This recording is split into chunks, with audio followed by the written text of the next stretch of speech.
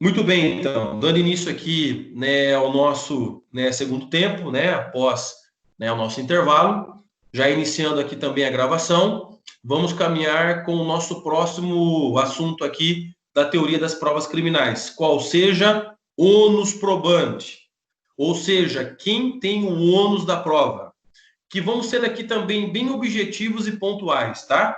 Claro que tem sempre uma ou outra, né, peculiaridade, é evidente, mas vamos ser bem aqui, né, objetivos para todos vocês. Por favor aí, Gabi, minha colaboradora oficial, né, coloque para nós aí o artigo 156 do CPP. Muito obrigado. É isso aí, viu? Sincronismo aqui total. Acompanhe. A prova da alegação incumbirá a quem a fizer, sendo, porém, facultado ao juiz de ofício, tá? Por enquanto, Gabi, não se preocupe com os incisos do artigo 56. Para nós, o importante agora é o caput, pessoal. Pessoal, qual que é a ideia? Quem tem um ônus de provar? Quem alega.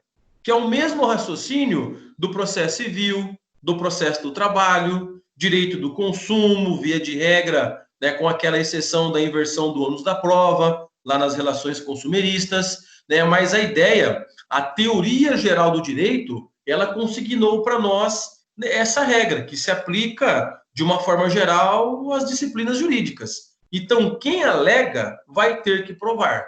É claro que isso também ficaria muito vago para vocês.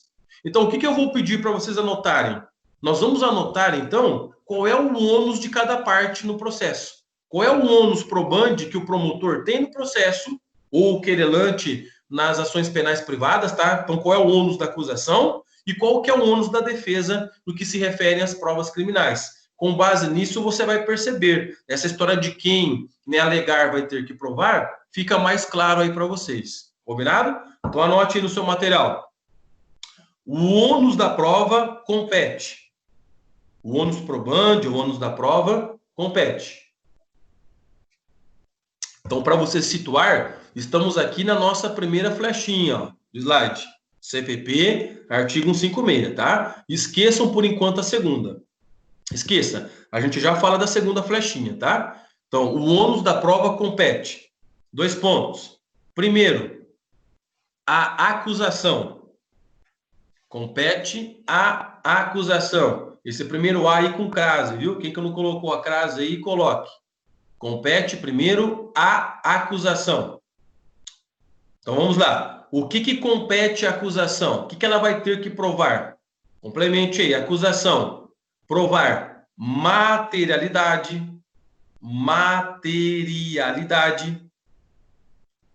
autoria, participação, materialidade, autoria, participação. Então, para vocês entenderem, se a acusação disse que o réu é réu, que o réu é o autor do crime, ou que o réu é partícipe do crime, é a acusação que vai ter que provar. Vai ter que trazer uma testemunha que diz que viu o réu cometendo a infração penal, um documento, uma prova pericial que demonstra, né, de que o agente estava no local dos fatos, e etc e tal. A mesma ideia, o crime.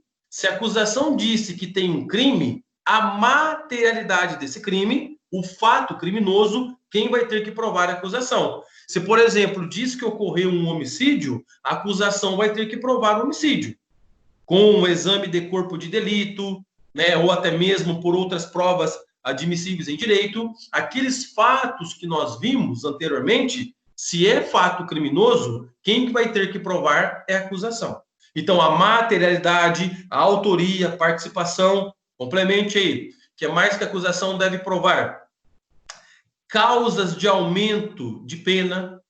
Causas de aumento de pena. Sabe lá na parte especial, quando vocês veem um crime com uma causa que aumenta a pena, quem tem que provar? É a acusação, tá?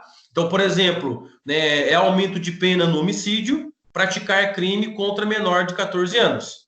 Quem vai ter que provar isso é a acusação, para que a pena seja aumentada. Outra causa aí, agravantes. Se existirem as agravantes lá do artigo 61 do Código Penal, quem vai ter que provar é a acusação. Se, por exemplo, o réu é reincidente, é uma agravante, tá? Onde a pena que nós vimos, recordam-se, o ano passado em penal geral, essa pena, o juiz ele vai aumentar um pouquinho. Nesse caso, se o réu ele é reincidente, se a acusação assim está dizendo, ela vai ter que comprovar que o réu é reincidente, juntando as certidões, né, positivas, o que for a prova necessária para comprovar qualquer reincidência. Então, todos esses atos que vocês anotaram, na verdade, esses fatos, são fatos que compete à acusação provar. Dizer que quem alega deve provar seria algo muito amplo. Por isso, nós estamos aqui pontuando para vocês. A acusação tem esses ônus que vocês acabaram de anotar. Bacana? Vamos agora, segundo, para a defesa. A defesa. Também com crase. A defesa. Então, vamos lá. A defesa compete provar as excludentes de ilicitude,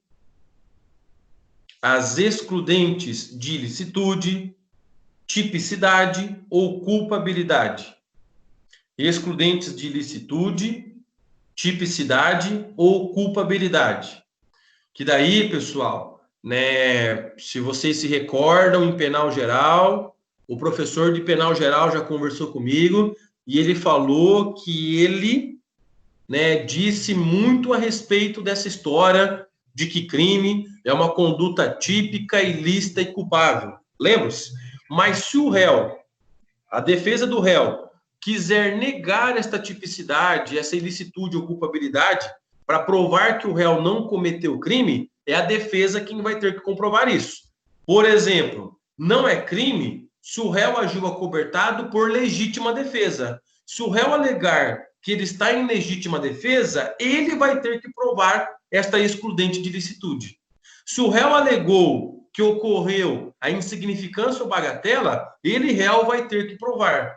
Se o réu alegou que ocorreu estado de necessidade, ele, réu, vai ter que provar. Então, repararam? Qualquer excludente que vocês possam imaginar, compete à defesa do réu provar. Por quê? Porque a acusação já provou que aconteceu o crime. Nesse caso, se já está provado o crime, agora a defesa vai ter que rebater para dizer que não tem o crime. De que maneira faz isso? Provando as excludentes. Qualquer uma, tá? Traduzindo, pessoal, qualquer benefício em relação ao réu que pode excluir o crime, quem vai ter que provar é o réu. Isso é muito importante na vida real, hein? Na vida prática, isso daí é muito importante. Né? Porque, às vezes, o advogado do réu, ele fica esperando a acusação demonstrar a legítima defesa. Não. Quem alegou a legítima não é a acusação. Quem alegou é a defesa. Aí, este advogado vai ter que comprovar, porque ele possuiu um ônus nesse momento, tá? Professor, o que mais que a defesa tem que provar? Complemente aí. O que mais que a defesa prova? Causas de diminuição de pena. Causas de diminuição de pena. Atenuantes. Tanto a diminuição como uma atenuante, lá do artigo 65 do Código Penal, também compete à defesa.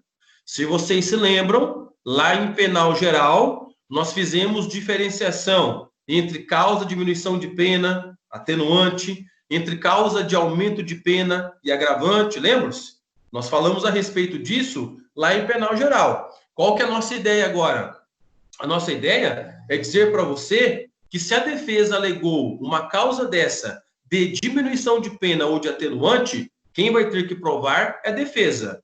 Se foi a acusação que alegou uma agravante ou uma causa de aumento de pena, quem vai ter que provar é a acusação. A nossa ideia é essa, tá? Mas aqui eu não consigo novamente explicar para vocês qual que é a diferença entre tudo isso, pessoal. Não dá, a gente não consegue fazer, porque a nossa aula aqui é de processo penal. Lá em penal geral, para quem esteve na aula, para quem se lembra disso, nós falamos a respeito. Se você se recorda, é aquela nossa aula de fixação da pena. Lembra-se? Pena base, que é a primeira fase. Segunda fase, causas, né, agravantes e atenuantes. E terceira fase, pena definitiva, causa de aumento ou diminuição. Eu até peguei um crime, coloquei no quadro, dei o exemplo, calculamos a pena, tudo bonitinho. Foi aquilo lá, tá? Para quem estava na aula, a gente falou a respeito disso. Me perdoe aí quem não assistiu minha aula ano passado, que não era aluno regular, mas eu não consigo voltar nessa sistemática. O nosso objetivo mesmo é demonstrar para vocês o que compete à defesa provar. Combinado? De acordo com a regra do artigo 156 do CPP. Ok? Em relação a isso? Agora uma pergunta, tá? Para a gente ir caminhando aqui com a matéria. Uma pergunta.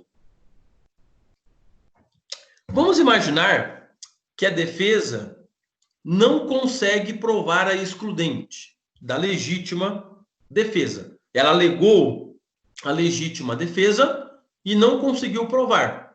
Não teve a prova testemunhal, não teve, né, um vídeo, não teve nada.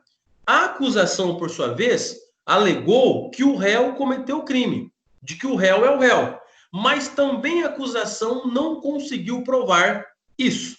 Ela não teve testemunha, não teve prova documental, não teve nenhuma prova pericial, nada. Alegou que o réu é réu, mas não conseguiu provar. Então, para vocês entenderem, a defesa alegou legítima e não conseguiu provar.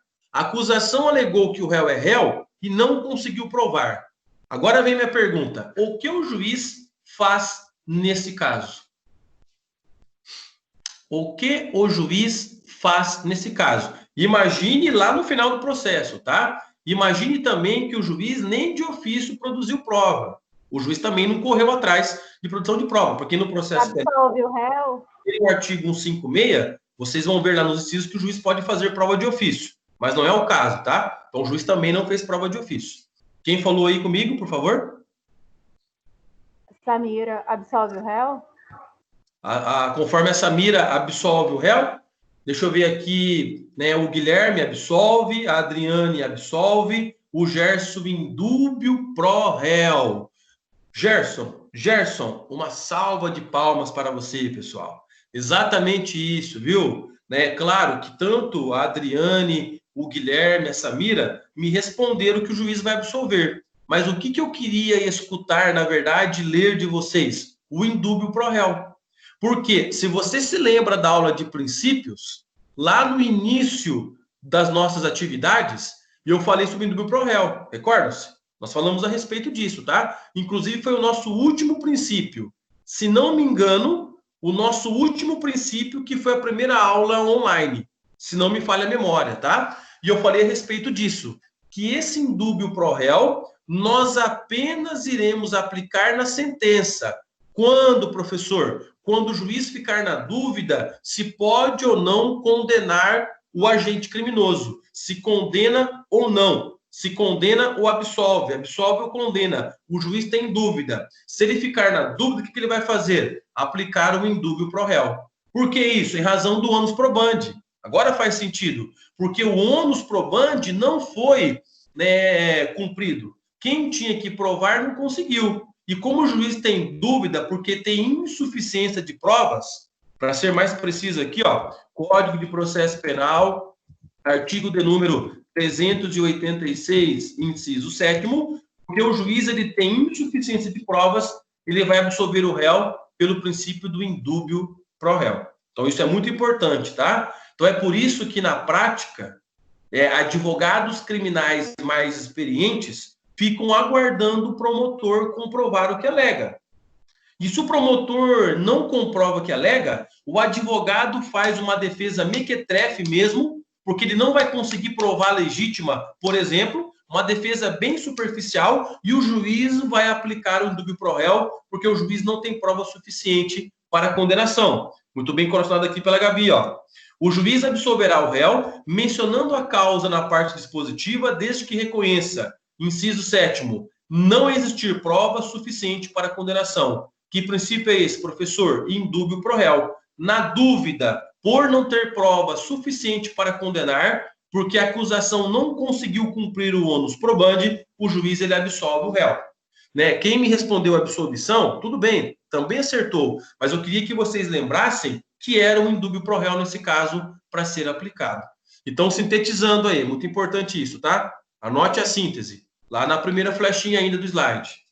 Anote o seguinte: se a acusação se a acusação não conseguir cumprir o seu ônus probandi, se a acusação não conseguir cumprir o seu ônus probandi,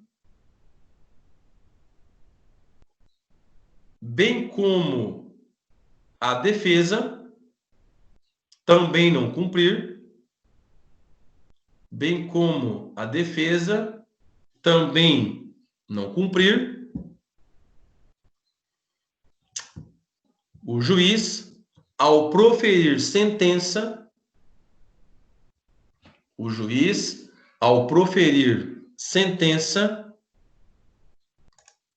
deverá, fazer um pouquinho a voz aqui.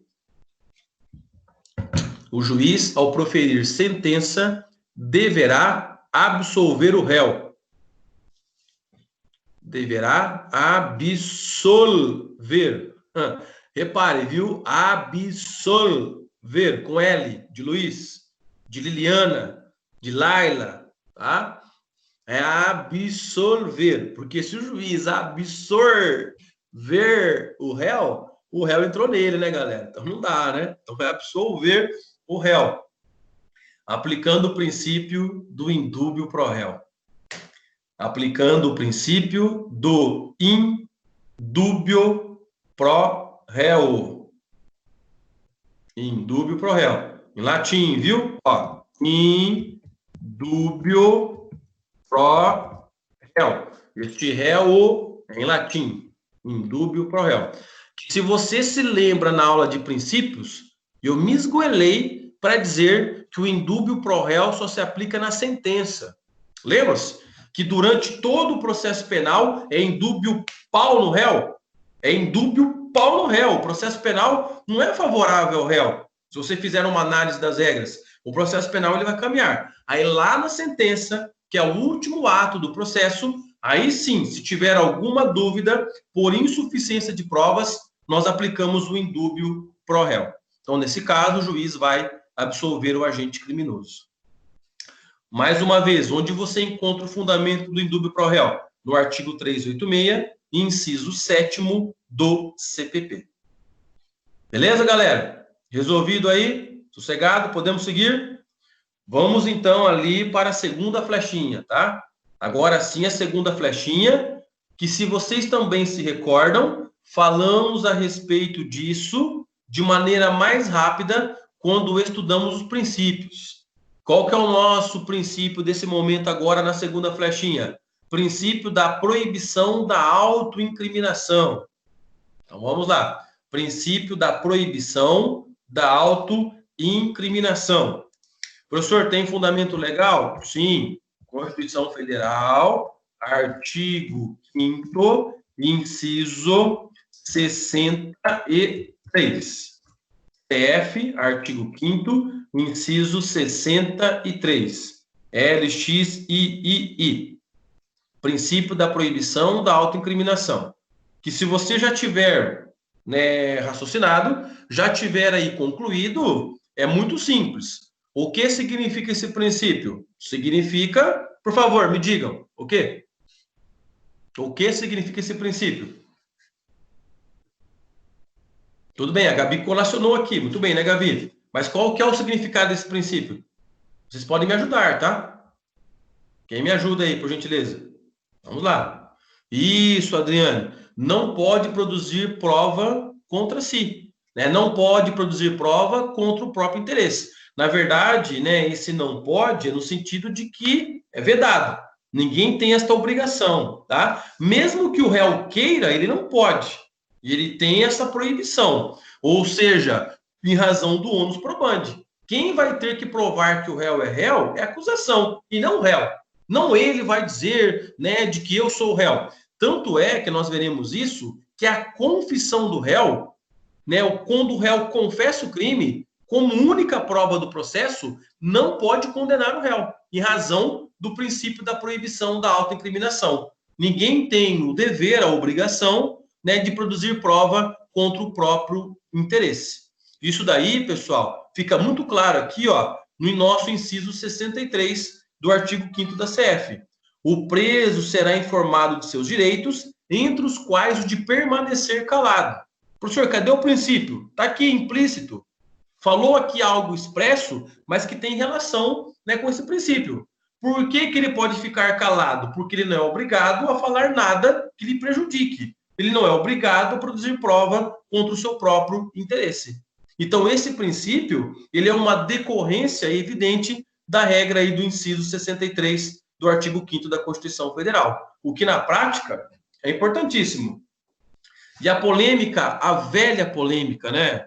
Viu, né, a Liliana, né, que já fiz o cálculo aí da idade, né, Liliana? Né, o Gerson aí, sei lá, né? Não vou falar a Renata, que senão ela fica brava, mas nós aí, digamos assim, da geração dos anos 80, mais ou menos, né? Sei lá, né, Gerson, 70, não sei, enfim, dos anos 80, pelo menos eu, a velha polêmica é o famoso teste do bafômetro. E aí? As pessoas, né, que são paradas em uma blitz policial, né, são ou não obrigadas a realizar o bafômetro? É a velha polêmica, né? É a velha polêmica que nós temos. O Adriano, né, Adriano? 75, né? A Renata quase 90. Ah, Renata. É isso aí, viu?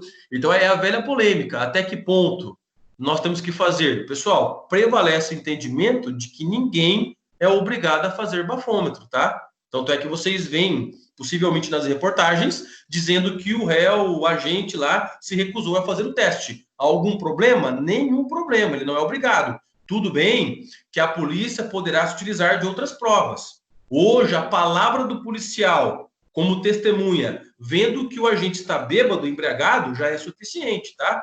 Então, essa história aí do bafômetro, muito embora você não é obrigado, mas a palavra do policial está sendo suficiente. Todavia, o policial te forçar, colocar lá o aparelhinho, a maquininha na tua boca e fazer você espelhar, ele não pode fazer isso, tá? Tanto é que se você for obrigado, é uma prova ilícita, tá? E o policial comete abuso de autoridade. Deixa eu ver aqui o Gilson. Acho que criaram uma multa, né, para quem não fizesse. Isso procede ainda. Isso. A multa foi criada, tá, Gilson? Verdade. Quem se nega recebe uma multa, porém é questionável. Essa multa aí é aquilo que eu sempre digo. A parte interessada, se tiver bons advogados, ela vai questionar essa multa e vai conseguir uma decisão favorável nas instâncias superiores. O grande problema é que nem sempre o agente tem dinheiro para chegar nas instâncias superiores, mas é questionável por conta exatamente disso daqui. Ninguém é obrigado a produzir prova contra o próprio interesse. Quer ver agora um assunto polêmico da galera atual aí, da geração de vocês aí, do pessoal, né, nascido no final dos anos 90, né, alguma coisa aí, 99, 2000, 2001, que a galera é a maioria de vocês, com, sei lá, 20, 21 anos, etc e tal, pessoal casando aí cedo. Para nós, no meu tempo, era o bafômetro, etc e tal, mas para vocês atualmente, é isso aqui, ó, o celular. Você é parado pela polícia e a polícia quer ter acesso ao seu celular. Aí a polícia obriga você a destravar o celular colocando a sua digital, a sua senha. E daí? Você é obrigado ou não, ou obrigada a colocar a senha para que a polícia tenha acesso às informações que estão no seu celular? Está ou não produzindo prova contra o seu próprio interesse? Então, isso é uma polêmica, tá? Eu, professor Marlon, entendo, né, por estudos que a gente tem realizado, muito embora ainda o Supremo não deu uma decisão, né, definitiva a respeito disso, existem apenas liminares, de que é o mesmo raciocínio do bafômetro. Não é obrigado, não pode. Você não pode ser forçado a colocar a sua digital ou a sua senha para que o celular seja habilitado. Tanto é que se você for forçado, é prova ilícita. Aí voltamos à discussão da prova ilícita. Então, na nossa opinião, não pode, tá? E tanto outras provas, né, que você não é obrigado a produzir contra o seu interesse. Por exemplo, aí, DNA. Será que você é obrigado, né, a dar o seu material genético para fazer DNA? Se vocês verificarem, também não é. Mas na prática, a polícia, sem querer, pega lá o fio de cabelo, tá? Sem querer, porque foi puxado o fio de cabelo. Eu atuei num processo penal onde meu cliente disse que puxaram o cabelo dele, tá? Para fazer o DNA, que é outra situação de prova ilícita. E assim a gente vai discutindo nos processos. Mas, é claro, qualquer prova que lhe possa prejudicar, você não tem obrigação. Pelo menos é o que estabelece aí esse princípio da proibição da autoincriminação. Entendido, pessoal? Quem sabe lá nas pesquisas de vocês, no nosso trabalho, vocês podem se deparar com a ilicitude dessa história de celular, DNA, bafômetro. Vale a pena, tá? Vale a pena aí quem tiver interesse pesquisar a respeito. Já puxou o cabelo, Gerson? Gerson já andou puxando o cabelo de alguém, Gerson? Essa história do cabelo, né, Gerson? Sem comentários, viu? E esse meu cliente tinha o cabelo comprido, tá? O cara é cabeludo. E é um belo do DNA, né? Porque o fio de cabelo é imenso, né? Né, meninas? Para vocês com cabelo comprido, né? O fio de cabelo é excepcional aí para o DNA. Eu dou exemplo do fio de cabelo, mas imagine ir para o hospital, tá lá o réu em coma, porque ele estava embriagado e bateu o veículo, sobreviveu, mas está em coma, aí tiram o sangue dele e ele está no hospital. E tira o sangue e faz a comprovação do DNA. E aí? E aí? Pois é uma outra discussão. Essa autorização tem que ser por escrito? Essa autorização deve ser expressa. Essa autorização tem que ser expressa. Pode ser por escrito ou falada, mas desde que seja inequívoca, tá? É fato. É aquela velha história, né? Quem tem que provar que veio autorização é a parte policial acusadora. Se não tem isso por escrito, vai ficar difícil a prova, tá? Ô, professor. Pois não, Laila. Eu estava vendo os policiais que entraram numa casa buscando drogas, né? E a mulher estava lá dentro. Aí eles pediram para ela colocar a senha, perguntaram se podia mexer no celular dela. E ela falou na hora que podia, mas acho que ela estava nervosa, né? Tudo bem. Ela depois pode alegar, então, depois que ela não autorizou. Não. Aí que está o detalhe. Se ela autorizou por livre e espontânea vontade, a prova é legal. E essa é a discussão, tá? Mas aí é isso que eu estou dizendo para vocês. Uma coisa é se expressar isso de maneira oral, que eu acabei de mencionar aí para vocês compreenderem. Então, ela expressou isso de maneira oral. Só que qual é o detalhe? Para ficar consignado, deve ser colocado por escrito. Mas se o policial lá, no boletim de ocorrência, mencionar que ela deu autorização, aquilo por escrito já está valendo. Então, é tácito, exatamente isso. Então, nesse caso aí, Laila, vai depender de como aconteceu o fato. Se o policial, por exemplo, demonstra de que ela falou isso de maneira oral e ele confecciona isso no boletim de ocorrência, e tem outro policial que é testemunha disso, já vai entender que houve autorização. Você entendeu? De maneira tácita. Nesse caso, foi tudo filmado, né? Isso. Mas eu falo assim, ela não tem assim como alegar, porque ela estava com aquele monte de policial em volta dela, né? De repente ela está se sentindo coagida, por isso que ela autorizou? Tudo bem, só que daí ela vai ter que comprovar. Existe uma necessidade de comprovar que houve constrangimento.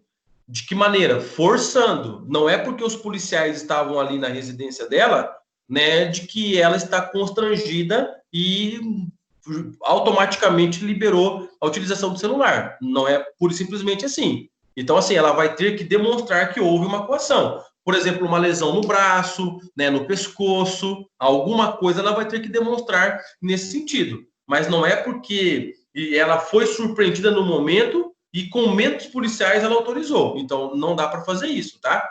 Porque se fosse assim, Laila, seria muito fácil para qualquer réu tirar a responsabilidade. Então, esse é o problema. De outro lado, os policiais devem ter bons modos legais para fazerem essas abordagens, onde geram as complicações. É por isso que, pela lei, nós vamos aprender, daqui a pouco, que todo réu envolvido ele deve fazer exame de corpo de delito, para demonstrar se não houve tortura, não foi forçado, não foi levado à prática de determinado ato. Então, é justamente por conta disso. Na verdade, professor, isso só funciona para quem tem dinheiro, para pagar um advogado, porque quem não tem, passa batido. Pessoal, eu sinto muito em falar isso para vocês, como professor, mas eu tenho que falar agora como operador do direito, como advogado. Quem não tem grana, consegue brigar no Poder Judiciário. Infelizmente, isso aí é a realidade, tá? Você pensa que um advogado dativo, um defensor público, né, vai realmente comprar a briga do réu e vai levar até as últimas consequências? Não vai. Quem faz isso? O advogado que é contratado. Então é assim que funciona, tá? Nós temos um ranço das ordenações filipinas, que lá no início das nossas aulas eu expliquei para vocês, onde lá no passado nós tínhamos a galera comprando, né, a sua prova, a sua liberdade por meio do dinheiro. Tá? Deixa eu ver aqui, muitos se manifestaram, vamos por partes, deixa eu ver. O Carlinho, professor, e se ocorre uma abordagem policial e a pessoa está dirigindo o seu carro? Ao descer do veículo, ela apresenta seus documentos e do veículo, e trava o carro e a polícia, pede para destravar, para fazer uma revista no veículo. E esse terá que dar acesso, entendeu? Carlinhos, no veículo, em qualquer lugar público, a polícia pode fazer a inspeção sem ordem judicial, tá? Ela aí poderá destravar o veículo. Claro que nesse caso vai ter que quebrar a maçaneta, o vidro, mas é autorizado pela lei, tá? Então a chamada, né, busca e apreensão pessoal, que é essa feita na pessoa e nos objetos que ela tem naquele momento, como um veículo, uma bolsa, pode ser feito. E que é o raciocínio do celular, né? Então, o celular guarda, dentro do veículo também guarda. Então, eu entendi a sua colocação. Pela proporcionalidade, pode ser que se discuta isso, mas se você ver toda a jurisprudência, para o veículo pode, para o celular não pode, mas para o veículo pode. Caminhou-se nesse sentido. Em resumo, dá para fazer, porque senão, né, Carlinho, ficaria algo, né, todo mundo ia se esconder dentro do carro. Você entendeu? Então, para evitar esse problema, pode ser feito, tá? Mas, por exemplo, encontrou no carro um celular, já não dá para obrigar a dar senha. Encontrou no carro um cofrezinho pequeno, já não pode obrigar para liberar o cofre a senha. Você entendeu? Então tem que ser essa proporcionalidade. Ok, não pode alegar o vício, respondido já, coação, entendido, né? E se a pessoa for menor? Não, se a pessoa for menor, daí existe todo um procedimento diferenciado, tá, Adriane? Aí a UECA, Lei 8.069. Aí a gente pode discutir isso, né, à frente, até porque vocês vão ter aula de ECA, tá? Entram na casa de alguém e procura droga. E só tem um menor na casa. Na verdade, para entrar na casa, né, Adriane, tem que ter autorização judicial. E se tem um menor na parada, vai misturar com ECA. Ok? Ela sabe do celular, ok, entendido. Casa não pode, né? Isso, só por meio de ordem judicial. Ok, Stephanie? Resolvido, pessoal? De boa? É um assunto polêmico, tá? Eu sabia que tocando nesse assunto, vocês iam, né, fazer indagações. É polêmico. Depois, eu insisto, vou ser insistente aqui para fazer vocês pesquisarem, tá? O professor Marlon fala, mas também você tem que pesquisar, viu? A vida real vai te exigir isso. Depois pesquise sobre esse assunto. Vocês vão ver que tem muita coisa. Por isso que eu pedi, a gente vai fazer o trabalho sobre essa temática. É muita coisa. A questão probatória, criminal, é muito interessante. Eu diria para vocês o seguinte, pessoal. Em termos de operação, processo penal, atuar na nossa matéria, né, é algo que tem que demandar o estudo das provas criminais. Não dá para atuar na nossa área sem saber provas criminais. Digamos assim, o feijão com arroz dos operadores do direito na nossa matéria. Não só na nossa matéria, né, como também nas outras, mas é muito importante. Deixa eu ver aqui a Adriane. Estou falando da hipótese dos pais que são traficantes. E no momento da busca e apreensão, só a filha menor está na casa. E pedem para ela desbloquear o celular ou abrir o cofre. Prova e lista. Prova e lista, tá, Adriane? Porque o menor não tem essa capacidade para discernir aquilo que deve ser feito, tá? Então, para lhe dar uma resposta objetiva, prova ilícita. Não pode ser utilizado. Combinado? Tranquilo? E isso você encontra, tá? Isso, conforme eu disse, isso você encontra regras apropriadas lá no Estatuto da Criança e do Adolescente. Que a gente não vai estender aqui, Adriane, eu sei que a sua pergunta é importante, interessante, fique à vontade para fazer, é que a gente não vai estender porque vocês vão ter aula de ECA. Então aí vocês, né, aguardem, né, essa disciplina, que daí isso tudo vai ser colocado, tá? Então o nosso foco primordial é a aula sobre os maiores de idade, chamemos assim, tá? Que é a aplicação do CPP né, para as pessoas maiores de idade. Combinado, pessoal? Entendido? Mais alguma dúvida? Pessoal, vamos seguir. Vamos caminhar aí. Nosso próximo slide. Sistemas de apreciação das provas. Se estiver aparecendo aí para vocês, o nosso próximo slide, reparem que nós temos 3 sistemas. Vamos um a um, e ao final eu vou perguntar qual que o Brasil adotou. Você não vai editar nada do princípio, do outro princípio, da proibição da autoincriminação? Na verdade, qual que foi a ideia desse princípio, Samira? A ideia de que ninguém pode fazer prova contra o próprio interesse.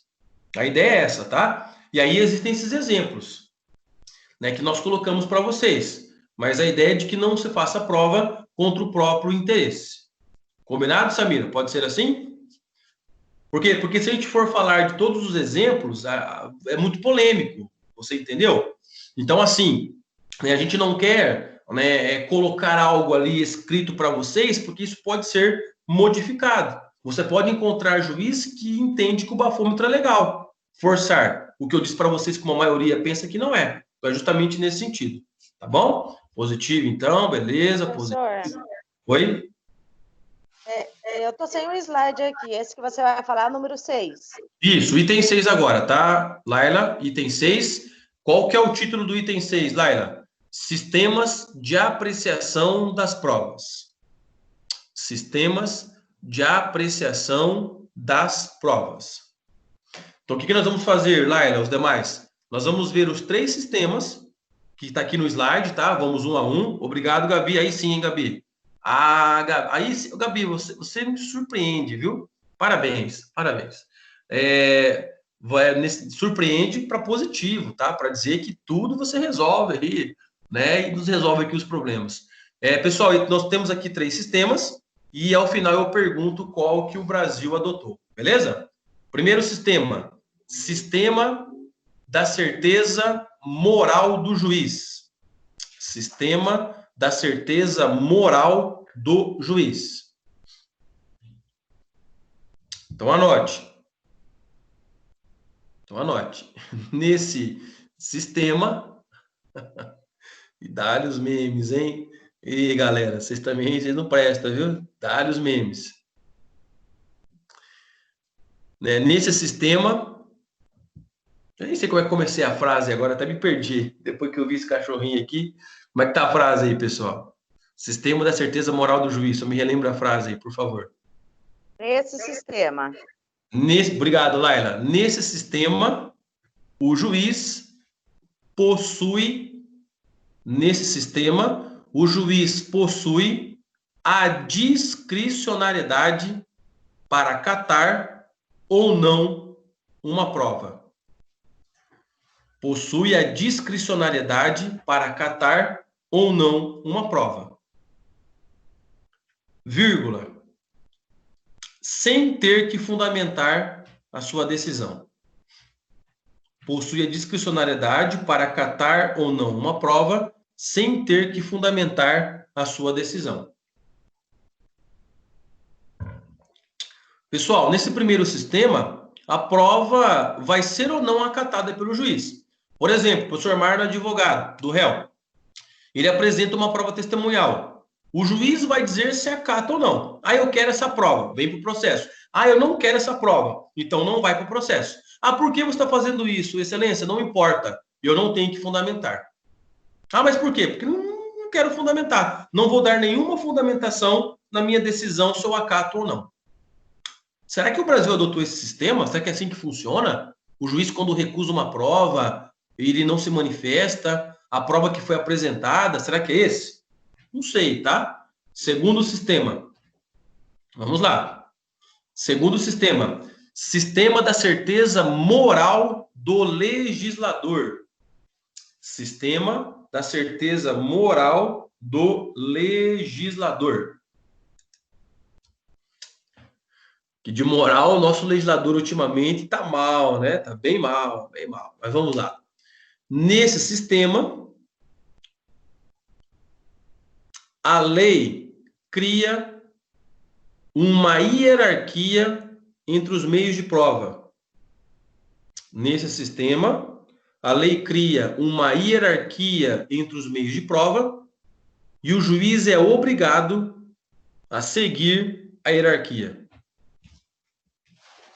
A lei cria uma hierarquia entre os meios de prova e o juiz é obrigado a seguir a hierarquia. Então, para vocês entenderem, a lei estabelece pesos para cada prova. Cada prova vai ter um peso e o juiz vai ter que seguir isso. Por exemplo, a prova pericial é peso 10 e a prova testemunhal é peso 2. O que o juiz vai acatar? A prova pericial. A prova pericial vai ter mais valor.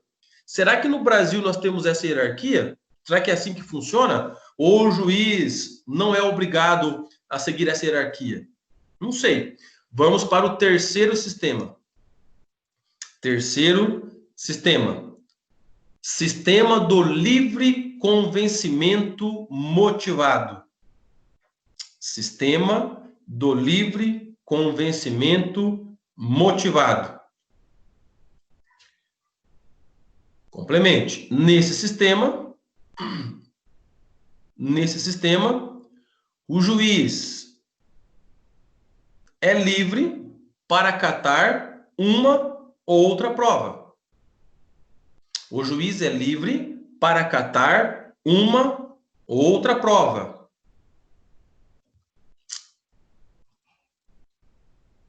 Não existindo qualquer hierarquia entre elas. É livre para acatar uma ou outra prova, não existindo qualquer hierarquia entre elas. Porém, o julgador sempre deverá motivar a sua decisão. Porém, o julgador sempre deverá motivar a sua decisão.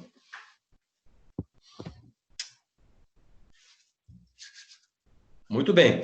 E daí, pessoal, a Adriane aqui já colacionou para nós os 3 sistemas, né? Desses 3 sistemas aqui, muito bem colacionado pela Adriane, qual deles o juiz adota? Qual deles prevalece no Brasil? O que vocês acham? Né? O Guilherme aqui, número 3, o Carlinho já mandou aqui em negrito, né? Sublinhado, né? O pessoal já falou aqui para mim, o terceiro. Então, pessoal, escreva aí, tá? Nos termos do artigo 155 do CPP, o Brasil adota o terceiro sistema, tá? O fundamento aqui, para quem respondeu o terceiro, parabéns, né? O Guilherme, a Adriane, a Gabi, a Mariana, é o artigo de número 155 do CPP, hein? 155 do CPP. Não vai me colocar na prova de processo penal o 155 do CP. É bem diferente. Furto de sistema do livre convencimento motivado, tá? Mas é o terceiro sistema. Combinado, galera? Qualquer livro que vocês pegarem, vocês vão ver que é o terceiro sistema, tá? A Gabi aqui, ó. O juiz, deixa eu ver aqui, a Gabi colocou, pronto. O juiz formará sua convicção pela livre apreciação da prova produzida em contraditório judicial. E a gente falou sobre essa última parte lá na aula de inquérito policial, tá? Aquelas provas que automaticamente valerão durante o processo penal. Mas o juiz, ele forma sua livre convicção, né, conforme o que ele vier a motivar. Beleza, pessoal? Esse item 6 aqui é bem tranquilo, dispensamos maiores comentários. Podemos seguir? Na verdade, vamos seguir, tá? Vamos caminhar. Pessoal, o que nós faremos a partir de agora no item 7? Tá? O que nós faremos a partir de agora no item 7? Nesse item 7, nós vamos começar a ver as provas em espécie, que são as elencadas no CPP. A prova pericial, a prova testemunhal, documental, são as espécies de prova que eu tenho no Código de Processo Penal. Se vocês estiverem reparando aí no slide, perceba que nós vamos... Alguém está perguntando? Não? De boa? Escutei ruídos? Não? Tá tranquilo? Beleza? Ok. De boa. Acho que alguém está com o áudio aberto. Pelo jeito, quem está com o áudio aberto é a Amanda. O Gilson. Ok, fechado agora. Ok, beleza.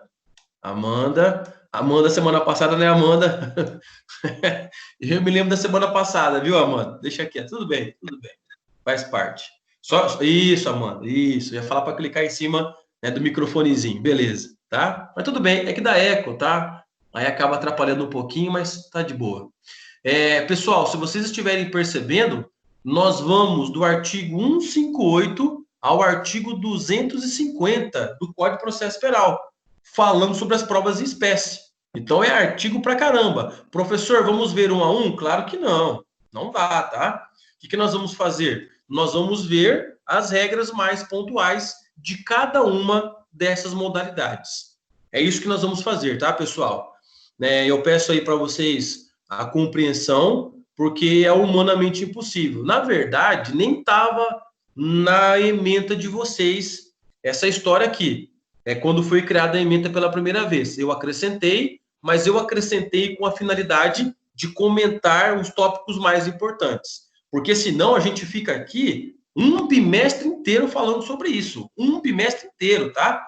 Não é nem, né, até o final do bimestre. Ficaríamos um bimestre inteiro. Aquela aula de competência, nem teríamos dado aula sobre aquilo, falando sobre provas em espécie. Então não dá. É humanamente impossível, tá? Tem aí, né, professores que acabam passando seminário sobre isso. Eu não gosto dessa forma. Eu gosto de explicar cada um dos assuntos para vocês. Então a gente vai aqui colocar as observações pontuais. É isso que nós faremos, beleza? Começando por qual prova? Prova pericial. Então aí, né, Laila, na sua anotação, lá no item 7, coloque o item 7.1 e intitule da prova pericial. Só olhar aqui no bate-papo, né, que a Gabi já colacionou para nós, tá? Prova pericial, artigos 158 a 184 do CPP. Ok, pessoal? Vamos lá. Conceito de prova pericial. Então, nossa primeira flechinha, conceito. Anote aí um conceito bem didático, bem objetivo, tá? Eu primo sempre dessa forma. É assim que a gente gosta aqui de passar para vocês o conteúdo. Conceito. Prova pericial é um exame. Prova pericial é um exame realizado por uma pessoa que tenha conhecimentos técnicos,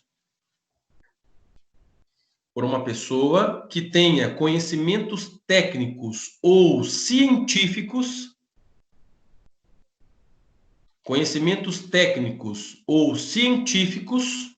a respeito de um fato.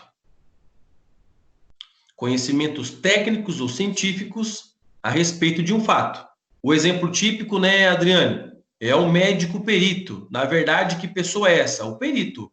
É o médico perito, o médico legista, né? É aquele profissional, né, o papiloscopista, aquele perito para localizar se a assinatura ela é falsa ou verdadeira. Salvo engano, estava aberto o concurso público para, né, papiloscopista aqui da Polícia Civil do Paraná. Então, é um perito, tá? E já emendando aí para vocês, esse perito é oficial, é um perito concursado. Para ser médico legista, tem que ser concursado, diferentemente da perícia do processo civil, do trabalho, que via de regra não é concursado. No processo penal, como regra, deve ser um perito concursado, tem um concurso para isso. Professor, mas na comarca que não tem, aí tudo bem. Aí nomeia 2 profissionais na área para fazer a perícia, tá? Aí eu posso ter a nomeação, mas é apenas se a comarca não tiver e se também as outras comarcas mais próximas não puder ceder o perito.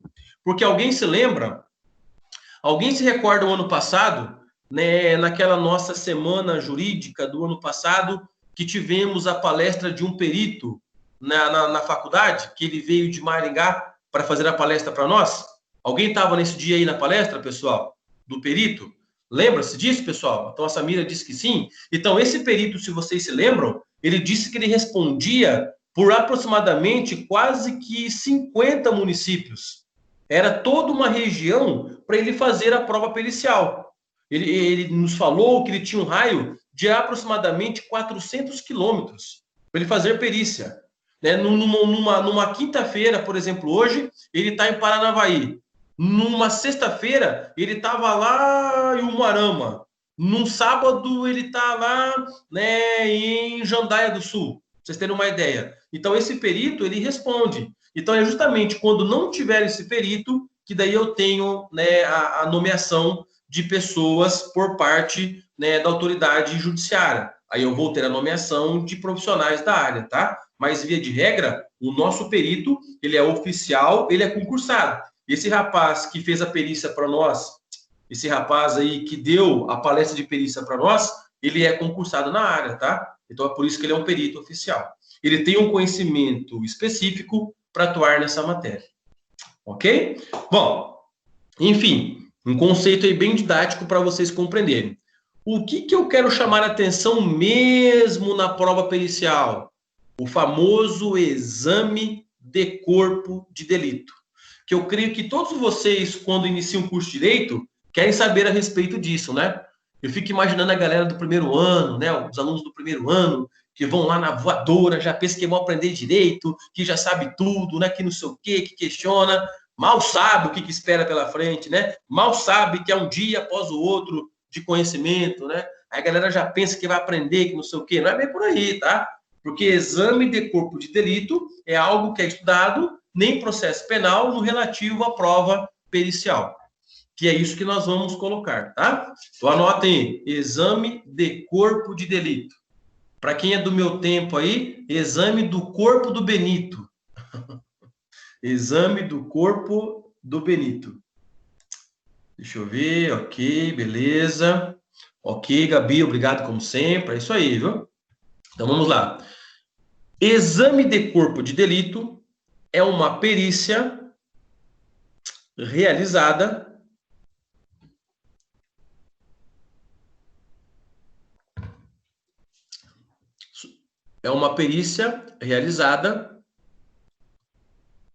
nos crimes que deixam vestígios. É uma perícia, né, realizada, um exame, né, nos crimes que deixam vestígios, com a finalidade de examinar tais vestígios. Com a finalidade de examinar tais vestígios. Artigo 158 do CPP. Artigo 158 do CPP. Ok? Bom, pessoal, esse exame aqui, ele é muito importante, tá? Mas muito importante mesmo. Imaginem um crime de homicídio consumado. Imaginem um crime de homicídio consumado. Professor, esse crime de homicídio deixa vestígio, rastro? Claro que sim. Qual que é o rastro aí do homicídio? Cadáver. E o exame de corpo de delito vai ter que ser realizado no cadáver para examinar o que o cadáver tem a dizer sobre o homicídio. Por exemplo, se foi por faca, se for por arma de fogo, se for por veneno. Isso é muito importante. Então, esses vestígios serão examinados por meio dessa prova técnica denominada exame de corpo de delito. A mesma ideia, uma lesão corporal. Uma pessoa que sofre uma lesão corporal, ela vai ter que submeter ao exame de corpo de delito para saber como foram as agressões. Que tipo de agressão? Né? Isso foi feito com a mão? Né? Isso foi feito com, né, uma arma, né, pérfuro contusa, pérfuro cortante e etc e tal. A mesma ideia, agressão sexual. Olha que interessante, pessoal. Crime de estupro, os médicos legais conseguem descobrir a agressão sexual até 21 dias depois, né, da agressão sexual, por meio do exame de corpo de delito. Claro que para a vítima pode ser um constrangimento fazer esse exame, mas tem que ser feito, tá? É para testar se ocorreu, né, a infração penal e de que forma ela foi praticada, ok? Muito bem. Professor, quase todos os delitos terão a perícia, que envolve um corpo, morto ou vivo. Isso, Adriane, o que vai demandar é se deixaram ou não vestígios. Agora você concorda comigo? Qual é o vestígio deixado por um crime contra a honra? Calúnia, difamação e injúria. Não tem. Qual que é o vestígio de uma ameaça? Não tem. Entendeu? Então, nesses casos, não tem o exame de corpo de delito. Mas quando tiver, né, esse vestígio, né, esse corpo que você denomina, aí nos termos do artigo 158 é obrigatório. Ó. Acompanha a leitura. Artigo 158. Quando a infração deixar vestígios, será indispensável, obrigatório, o exame de corpo de delito, direto ou indireto, não podendo supri-lo a confissão do acusado. Essa última parte também vocês guardem, tá? Que mais à frente a gente vai falar a respeito. Mas se alguém se lembra, eu já exemplifiquei isso aí para vocês, tá? Mesmo que o réu confesse o crime, mas não foi feito esse exame, não tem como provar. Não tem como provar, ele vai ser absolvido mesmo que com a confissão, tá? Mas lá na confissão, a gente fala a respeito disso para vocês. Então, esse exame, ele é de caráter obrigatório, né? Não tem conversa. Aí eu estava esperando essa pergunta. O que é exame direto ou indireto? Anotem. O exame de corpo de delito possui duas espécies.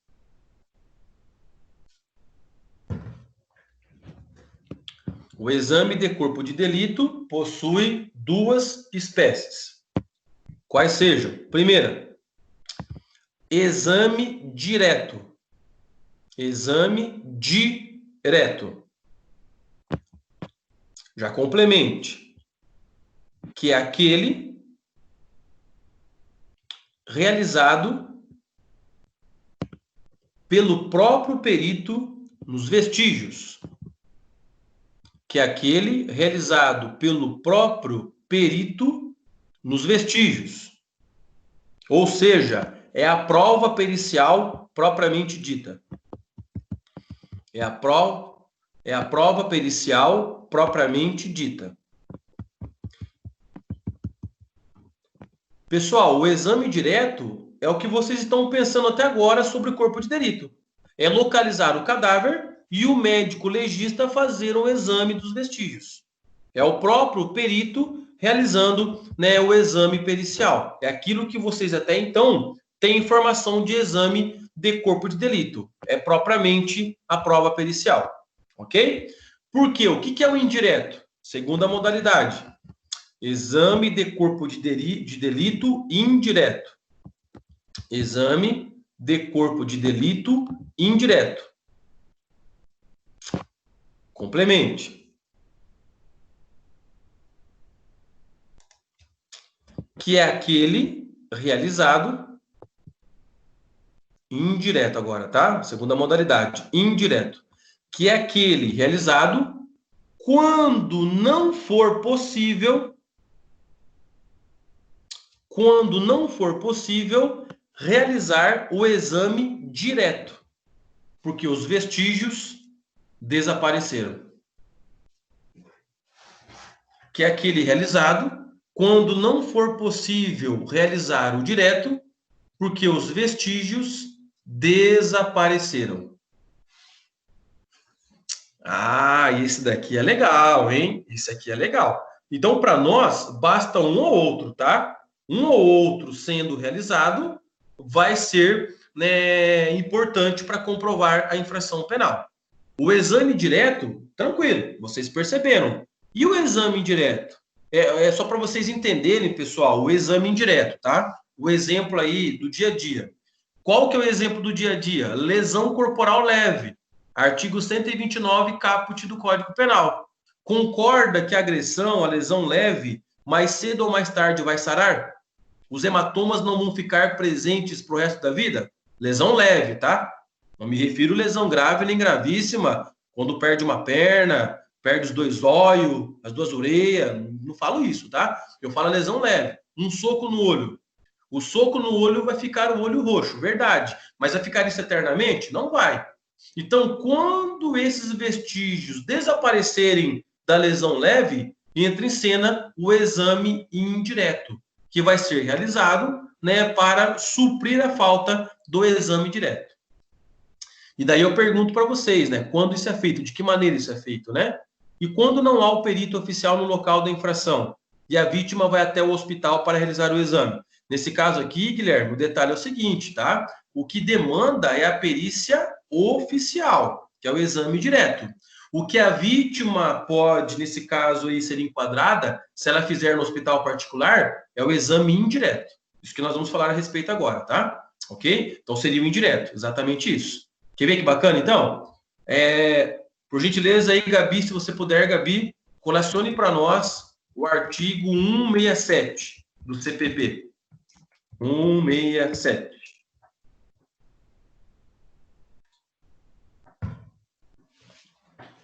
Artigo 167. Ok? Obrigado, Gabi. Acompanhem todos.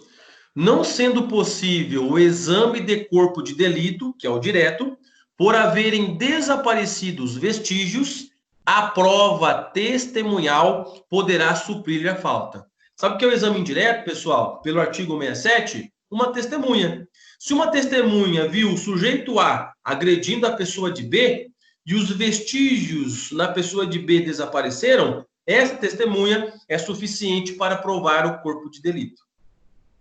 Ah, mas professor, e se não tem a testemunha? Pois é, aí, galera, é o que entra em cena agora uma interpretação moderna desse artigo 67. Qual que é a interpretação moderna? Anota o seguinte. Então, primeiramente, no seu exemplo, anote que o exame indireto é a prova testemunhal, tá? O exame indireto é a prova testemunhal. Artigo 67. E aí você já anote o seguinte. Conforme entendimento moderno, quando eu falo moderno, de uns 10 anos para cá, tá? Mesmo assim é moderno. Conforme entendimento moderno da doutrina e jurisprudência, conforme entendimento moderno da doutrina e jurisprudência, o artigo 167 do CPP deve ser interpretado extensivamente. Deve ser interpretado extensivamente para abranger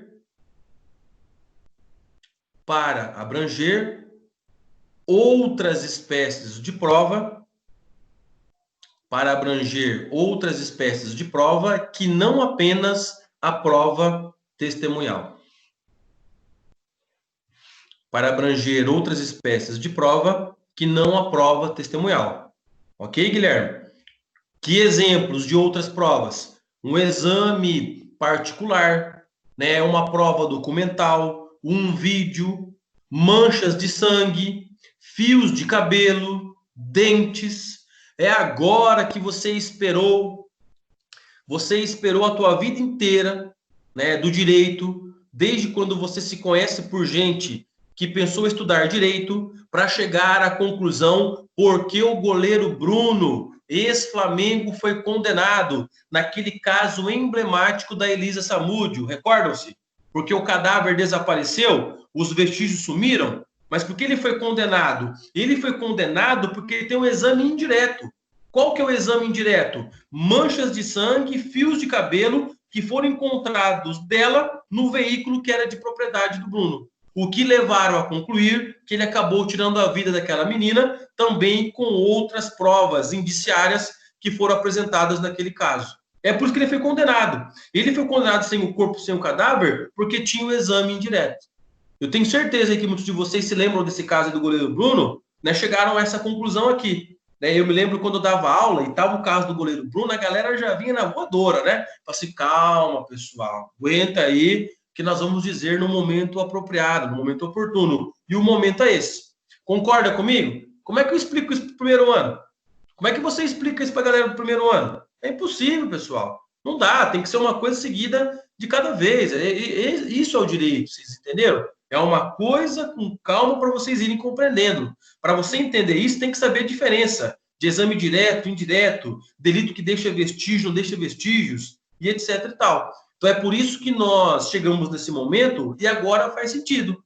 Então, mesmo que não exista o cadáver, mesmo que não exista a lesão corporal, mesmo que a agressão sexual já desapareceu, se tivermos exame indireto, podemos ter a comprovação do crime e, como consequência, a pessoa ser condenada pela prática da infração penal. Claro, dependendo do caso apresentado. Ok?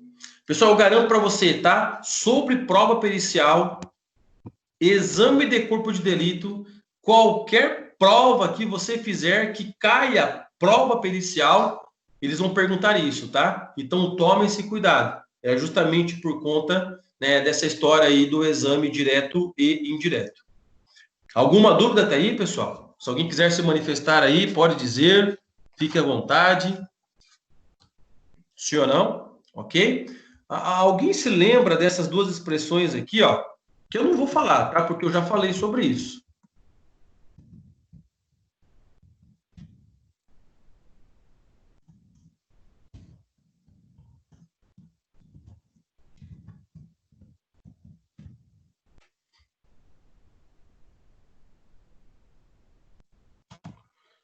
Alguém se lembra dessas duas expressões aqui? Delitos transeuntes e delitos não transeuntes tem a ver com a aula de agora, tá? Eu já falei sobre isso lá em penal geral, recorda-se? Pois é. Então tem a ver com a aula de hoje. Isso, quem se lembra, tá? Comentamos a respeito. Eu não vou falar. Para quem não estava na aula, não vou falar, não. Pois pesquise, tá? Mas tem a ver com a aula de hoje. Beleza? Beleza? Isso, Juliana, sobre deixar ou não vestígios. Exatamente isso, tá? Ou seja, se deixa vestígios, faz esse exame. Se não deixa, não faz esse exame. E daí, qual que deixa e qual que não deixa? Isso aí, isso aí. Em regra, no Paraná, o órgão oficial é a Polícia Científica. Exatamente isso, Guilherme. Exatamente isso, tá? É a Polícia Científica encarregada por fazer esses exames de corpo de delito. E que, se vocês perceberam agora, né, tivemos uma alteração no CPP, lá no artigo 158, temos agora 158-A, que foi acrescentado com o pacote anticrime, viu, Adriane? Atualize o seu código, 158-A, que criou essa história de cadeia, né, de custódia.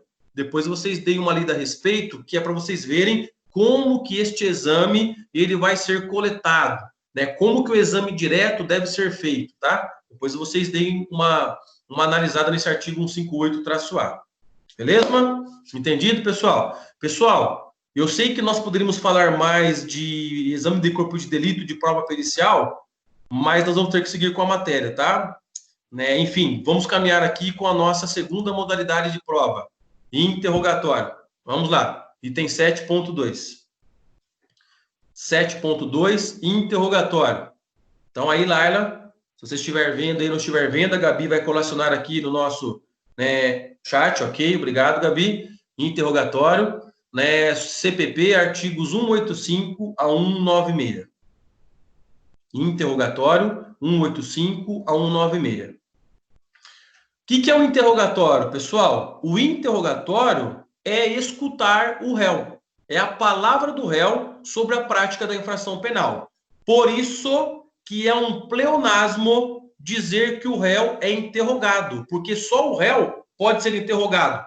Tecnicamente falando, testemunha não é interrogada, vítima não é interrogada, perito não é interrogado. Quem é interrogado é apenas o réu. É o réu dando a sua versão, né, perante o juiz sobre a prática da infração penal.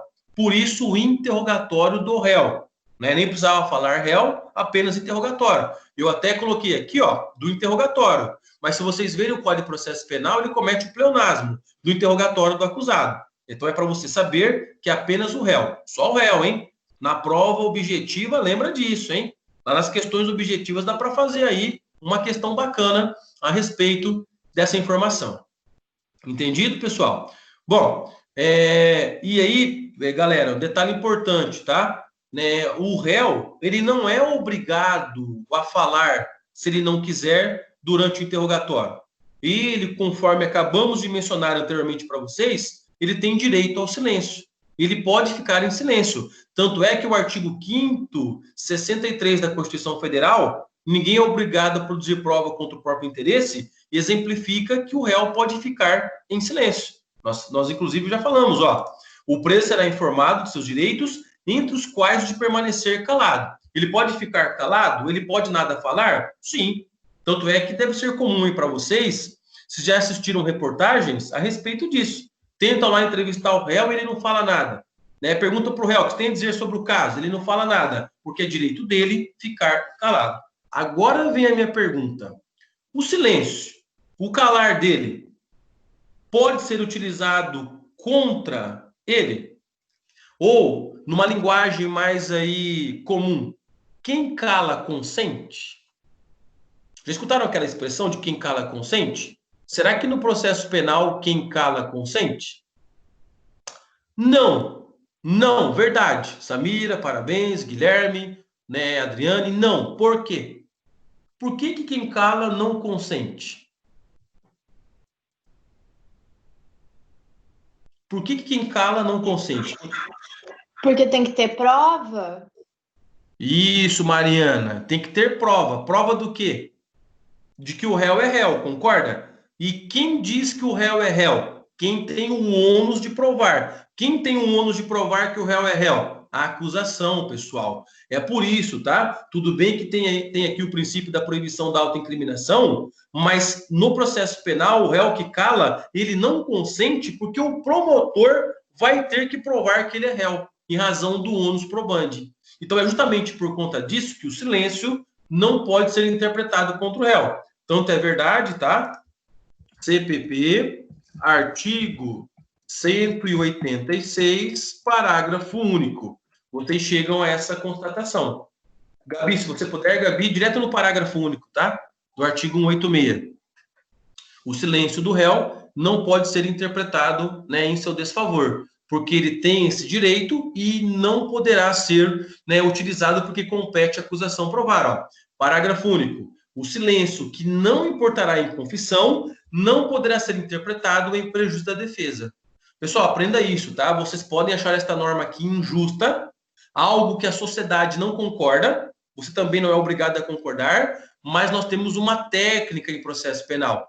E qual que é a técnica? O silêncio do réu não é contrário a ele, não pode ser utilizado. O juiz não pode condenar o réu porque ele ficou calado, não pode. Ah, mas ele ficou calado porque ele deve no cartório. Também não, tá? O juiz, juntamente com o promotor, quem é o responsável, que se vire nos 30 para dar a prova adequada para levar à condenação do réu. Porque se não der, paciência.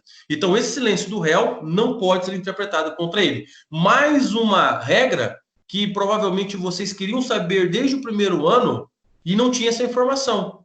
Por quê? Porque dependia de nós aqui entendermos o que significa isso. Isso aqui é em relação ao ônus probandi. Agora faz sentido. Antes não fazia, mas agora que você tem essa informação, acaba fazendo sentido.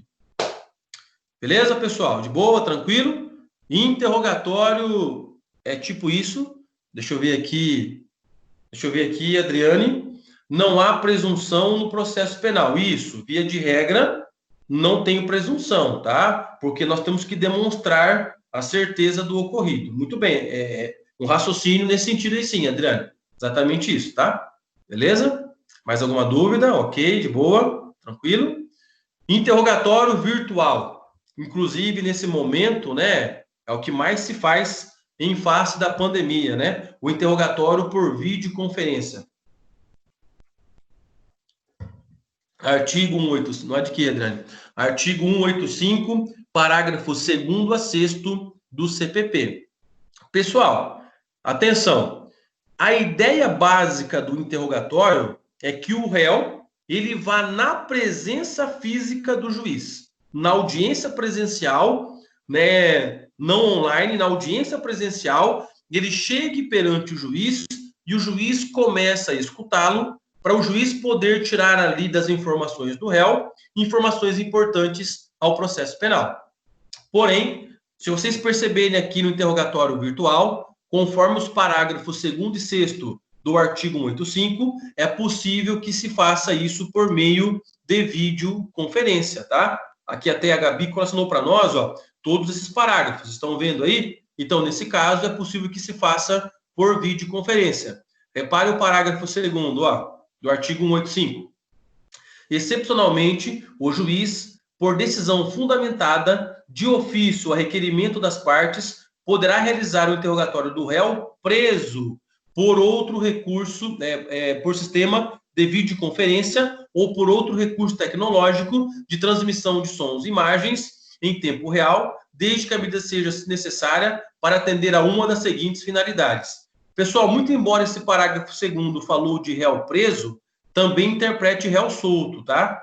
É comum já, por resolução do CNJ, do Conselho Nacional de Justiça, possibilitar o interrogatório por videoconferência do réu solto. Por exemplo, professor Marlon, é comum acompanhar o seu cliente no interrogatório, né, virtual, de um processo penal que corre lá em Curitiba e meu cliente está aqui em Maringá. Aqui em Maringá, para o meu cliente não ter que se deslocar para Curitiba, eu posso pedir para ele o interrogatório virtual. Então, já é um entendimento do CNJ, né? Esse parágrafo 2º falou em preso, mas também interprete em réu solto, tá? Não só para o interrogatório, como também para ouvir vítima, testemunha, né? Ainda mais no tempo agora de pandemia, que isso aqui passou a ser coisa, né, quase que obrigatória, né, coletar essas informações online. Então, isso daqui, para nós, é algo que utilizamos tranquilamente. Beleza? Eu apenas quis comentar com vocês de que é possível o interrogatório ser virtual. Apenas isso, tá? Lendo esses parágrafos, você chega a essa constatação. Ok, galera? Entendido até aí? Alguma dúvida por enquanto? Se alguém tiver, se manifeste, por favor, sim ou não. De boa? Pessoal, e para a gente concluir a aula, em razão do adiantado da hora, a nossa terceira modalidade de prova, tá? Confissão. A gente para aqui e voltamos daqui 15 dias, né? Porque quinta-feira que vem vai ser feriado. Confissão. Artigos 197 a 200 do CPP. Ok? Artigos 197 a 200 do CPP. E assim, cuidado, hein? Confissão só o réu pode fazer. Só o réu pode ser interrogado e só o réu confessa. Pelo amor de Deus, hein? Vítima, testemunha, não é interrogado e também não confessa, tá? Apenas o réu. Por quê? O que é confessar? Confessar é reconhecer a prática de um crime. E quem reconhece a prática de um crime, concorda? O réu, o sujeito ativo da infração penal. Então, a confissão, apenas o réu, hein? Não caia na pegadinha. Isso aí na prova objetiva é bem bacana, hein? Eu insisto, viu? A confissão, apenas o réu, que é reconhecer a prática da infração penal. Ele admite que cometeu o crime. Combinado? Detalhe importante aí, Gabi, se você puder, artigo 198 do CPP, por gentileza. Puder colacionar, artigo 198 do CPP.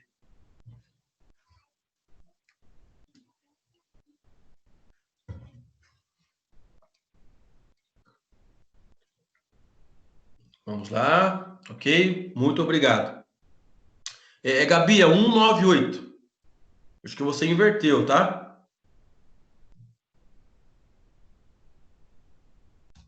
Ok, Gabi? É 198. Acho que inverteu. Você colocou o 189. Isso, Gabi, exatamente esse. Muito obrigado, tá? Exatamente esse. Obrigado. 198. O silêncio do acusado não importará a confissão. Até agora, para nós, alguma novidade? Nenhuma novidade, tá? Lembra-se que ele pode ficar calado e ele não confessa nada? Vírgula. Mas poderá constituir elemento para a formação do convencimento do juiz? Pode isso? Pode isso, pessoal, do artigo 198? Essa segunda parte, o réu ficou calado, o juiz pode entender que isso é algo para levar ele à condenação? Não pode, pessoal. O que eu quero fazer vocês entenderem aí, ó, nos códigos de vocês, lá no artigo 198, depois da vírgula, tá? Então, até confissão, depois da vírgula, pode riscar tudo, tá? Essa última parte aí, ela foi derrogada pela Constituição Federal. O que é derrogar? Revogação parcial, lembra-se? Então, parte desse artigo 198, ele não tem mais aplicabilidade, que é da primeira vírgula aí para frente. No seu código, você pode riscar apenas da vírgula para frente. Beleza? Ok? Entenderam isso? Isso, Gabi. É isso aí, Gabi, ó. Por isso que você, Gabi, vai ser canonizada, tá?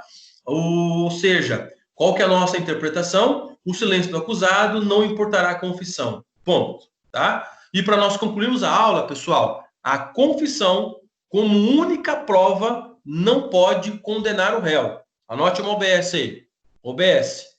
A confissão, como única prova, não pode condenar o réu.